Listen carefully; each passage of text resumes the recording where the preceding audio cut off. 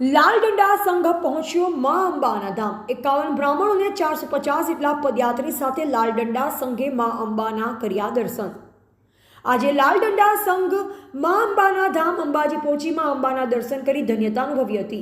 ભાદરવી પૂનમ નિમિત્તે અંબાજી અનેક સંઘો આવે છે, પરંતુ આ સંઘોમાં સૌથી વધુ આકર્ષણનું કેન્દ્ર અને ઐતિહાસિક મહત્વ ધરાવતો સંઘ છે લાલ ડંડા સંઘ।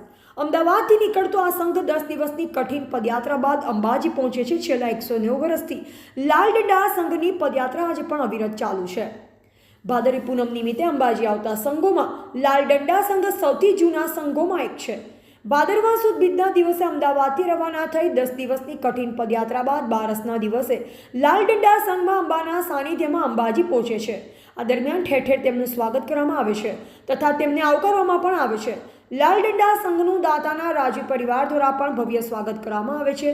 500થી વધુ પદયાત્રીઓ સાથે નીકળતો લાલ ડંડા સંઘ ભાદરવી પૂનમના મેળામાં આવતા સંઘોમાં સૌથી મહત્વનો સંઘ છે। સંઘના આગેવાન કૌશિકભાઈ જોશીએ જણાવ્યું હતું કે લાલ ડંડા સંઘે આજે મા અંબાના દર્શન કરી ધન્યતા અનુભવી છે। ધર્મને ઊંચો લાવો અને માની ભક્તિ કરી અમારા આ સંઘનો ઉદ્દેશ છે। 51 બ્રાહ્મણો તેમજ 450 જેટલા લોકોએ અમદાવાદથી શરૂ કરેલ પદયાત્રા આજે મા અંબાના દર્શન કરી પૂર્ણ થઈ છે। અમારા સંઘમાં 50થી 85 વર્ષના ભક્તો પણ પદયાત્રા કરી રહ્યા છે, જેમને માએ શક્તિ આપી છે। અમારા સંઘમાં મોટાભાગના પદયાત્રીઓ 50 વર્ષ કરતાં વધુ ઉંમરના હોવા છતાં આજે ભક્તો પગપાળા ચાલી મા અંબાના દર્શન કરી ધન્યતા અનુભવે છે।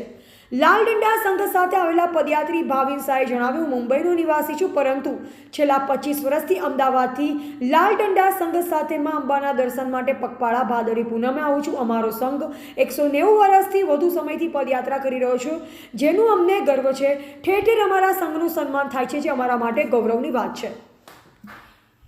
લાલ ડંડા સંઘની પાછળ ઇતિહાસ પણ જોડાયેલ છે। કહેવાય છે કે વર્ષો અગાઉ અમદાવાદમાં જ્યારે પ્લેગ રોગ ફાટી નીકળ્યો હોય ત્યારે તાત્કાલિક નગર શેઠ દ્વારા મા અંબાની બાધા રાખવામાં આવી હતી। જો શહેરમાંથી પ્લેગ રોગ નાબૂદ થઈ જશે તો તેઓ મા અંબાના દર્શને આવશે। ભાદરવી પૂનમના નગરના બ્રાહ્મણો સંઘ લઈ અંબાના સાનિધ્યમાં આવશે, જેને પગલે વર્ષો પહેલા અમદાવાદથી 5 બ્રાહ્મણો પગપાળા કરી અંબાજી આવ્યા। આજે પણ પદયાત્રાની આ પરંપરા અવિરત ચાલુ છે। જ્યારે પણ લાલ ડંડા સંઘ દાતા પહોંચે છે ત્યારે રાજી પરિવાર દ્વારા તેમનું ભવ્ય સ્વાગત કરવામાં આવે છે।